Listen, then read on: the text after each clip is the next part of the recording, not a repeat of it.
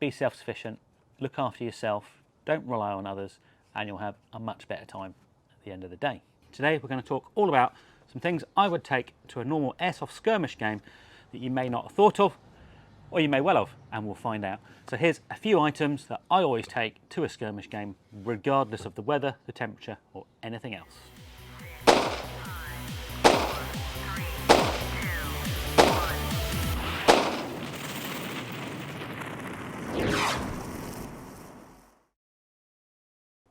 Hello and welcome back to AATV on the hottest day in UK history. I'm filming this about 8 in the morning before it gets too roasty toasty. So first of all, apologies, I've been a bit ill recently and I haven't been able to keep to our kind of regular weekly schedule. And also I've had quite a lot of paid work on, so I've really had to prioritise that. So apologies again. Have a think about what optic and sighting system you're going to use. Well, that LVPO may look really cool. If you go into a CQB sight, a red dot may be much more useful. If you're playing a game that runs into a night game, you may need to change your optic over. If you use a magnified optic, you may want to go to a passive night vision capable red dot like this Vortex Crossfire, or something a bit more expensive like an Aimpoint or EOTech.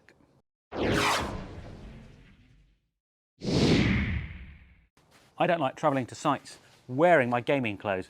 Sometimes we've been in petrol stations or getting some food on the way, and it's a bit embarrassing because people have thought we're serving military personnel. So I tend to wear civilian clothes with me, get changed at the site, in the car or in the facilities while we're there. And that way I also have a change of clothes for the way home. So if I get particularly dirty, sweaty, do it on days like this, or otherwise disgusting, I've got something to go home in, keep the car clean.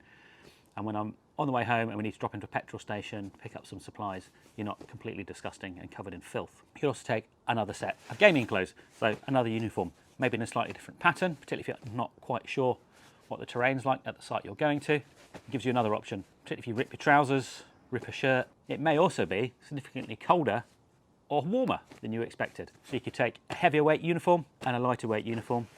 That way you're sorted no matter what you're faced with when you arrive. You could spend a lot of time with a conventional speed loader, pumping away, getting a really sore thumb, particularly if you use quite a lot of mid caps. Personally, I don't leave home without my Odin speed loader. This is an original Odin, don't buy a clone, get a real one. And these are super handy, hold an awful lot of BBs, and you can bomb up in about a minute rather than wasting loads of time with one of these. Super handy, I really like it. Probably my #1 recommended bit of airsoft equipment.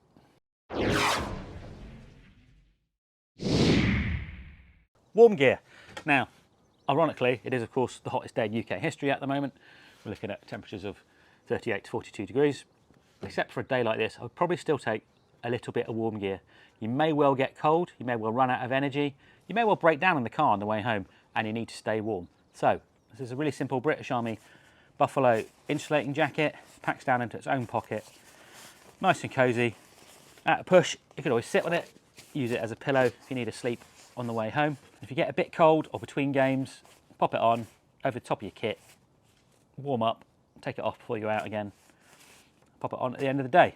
Really good. To back that up, just got a little bag here, spare set of gloves, always useful, nice warm hat and a shemag. Can always back up as a towel, as a neck cooler, as a sling, as a bit of face protection if you need it, but you didn't think you did. So a bit of warm gear and a shemag I would always take to an airsoft site, just in case. Spare eye pro. So I always take 2 sets of shooting glasses. Yes, I know I use shooting glasses, I always have. That may not be a great option for you, that's entirely up to you. PPE is at your discretion, but I'll always take a spare set. And what's more, with my ESS glasses, I'll always take some extra lenses. So I've got a clear lens, a dark lens, a rose lens, so I can adjust my eye pro to the ambient light conditions, and I can change it during the day if I need to as well. It may be super bright in the morning, cloudy in the afternoon, sorted for the conditions. So a spare set of eye pro, preferably with interchangeable lenses. So ID, and I don't just mean in your wallet, on your person. You can have a card in your top left pocket where your medical information would normally go. I tend to wear a road ID. This is a sports solution that goes on your watch strap or on a separate strap around your wrist or your ankle. It carries my name, telephone, my emergency contact numbers, any medical information that I might need, and where I live. So really handy bit of kit, always on me, always available if needed. Carry some ID with you at all times. Makes everyone's lives a lot easier. A wet bag. So at the end of the day, you've got all that manky kit, it's all muddy. What do you do with it? Well, you could just shove it in your kit bag and get everything else dirty, or you can just take a bag to put it in. Could be a garbage bag, a refuse sack. This is just a Bergen liner, British Army one, surplus. But I can put everything in here, seal it up, and the rest of my kit or my car isn't going to get super filthy and disgusting. You could also use it to put it on top of a wet bench, something like that, give you a bit of protection from damp and cold.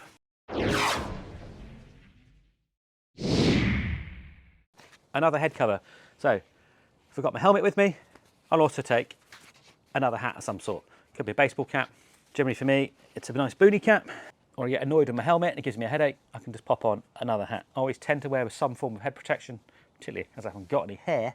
And also it's shade and protection from the sun, if that starts getting up like it is today. In fact, I might just leave this one on. This is a mesh one from Dragon Supplies with a mesh top. So it also keeps you cool as well as giving you some protection. So always take another form of head protection. So tools. If you're comfortable working on your own gun, well, at least certainly comfortable turning a few screws, maybe worth taking a small toolkit. This is something I might take. Castle nut tool, screwdriver and bit set, bit extension, long screwdriver. There's not much I can't get to with this. You can get down a buffer tube and unscrew a buffer nut screw. My Leatherman, useful for loads of reasons. And I've also got a few zip ties to make sure if anything comes loose or a bolt breaks, I can strap it all down and carry on playing.